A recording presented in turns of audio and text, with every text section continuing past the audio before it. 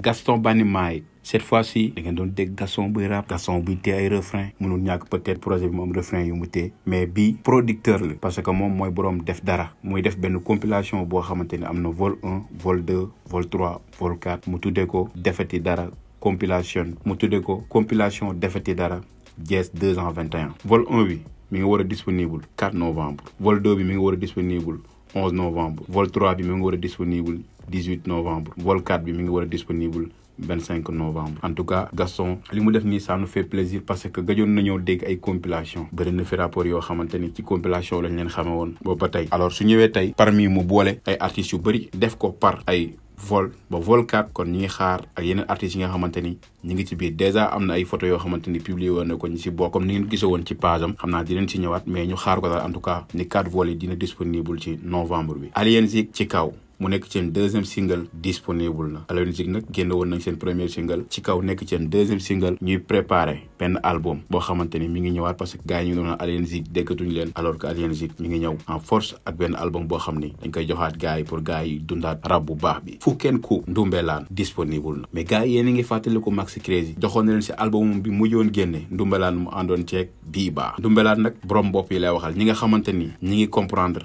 tey fi Fuken Ku di waxe ak ngeen comparé ko ak Maxi Crazy jamono bi mu wax Ndumbelaan mu ni buur lépp naa lépp ba dem wuy ji boroom lépp naa lépp ba fàtte fay borom muy wax Léopold Sédar Senghor moom moo nekkoon buur moom moo daan bind maanaam moo daan bind ay poème moom bindkat la woon moom Léopold Sédar Senghor moo tax mu ni lépp naa lépp ba xëy dem wuy ji borom lépp naa lépp ba fàtte fay ay borom par rapport ak relation tubaab bi xanaa lay wax mu ni njamala jaar na ba jàll defar boppam muy wax Abdou Diouf mu ni njamala jaar na ba jàll defar booram Abdou Diouf moo nekkoon njamala parce que njamala mooy animal boobu nga xamante ni dafa njool te Abdou Diouf koo xamoon xam ni dafa nekkoon ko njool moo tax mu ni Abdou Diouf mooy njamala Senghor moo nekkoon buur mu ni rabu àll yi lu ko dalee ci Baay Gaynde ba ci Sànqaleñ Jànkaleer Kéwél Kàkkatar ak ji ñoom ñëpp sànni nañ seen galañ d'accord ci ñu fal njomboor njiit def nañu njombe njiit muy maanaam gaynde Sànqaleñ Jànkalaar maanaam muy askan bi ginnaaw bi nga xamante ni Senghor jóge na fi Abdou Diouf ñu ni dañuy fal Ablaye Wade moo tax mu ni d'accord nañ ci fal njomboor muy Ablaye Wade njiit mu ni def nañu njombe nag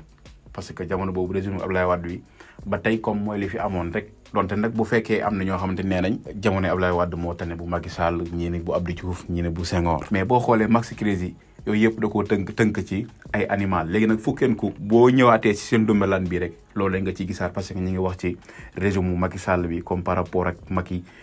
ni muy doxale ak askanam ñi am dégg-dégg xam nañ bu baax waa Fuken Ku fi ñu waxee mais loolu juste benn rappel la rek pour mu ñëwaatoon ci son Ndumbelaan bu Maxi Crazy gars yi ak yéen tamit gars yi seen réaction ci commentaire yi boo leen commentaire ba pare yéen ñuy doog a dugg ci chaîne bi ngeen abonné boo leen abonné ba pare bu leen fàtte ba seen cloche notification ba vidéo bu ñu dugal ngeen mun ko am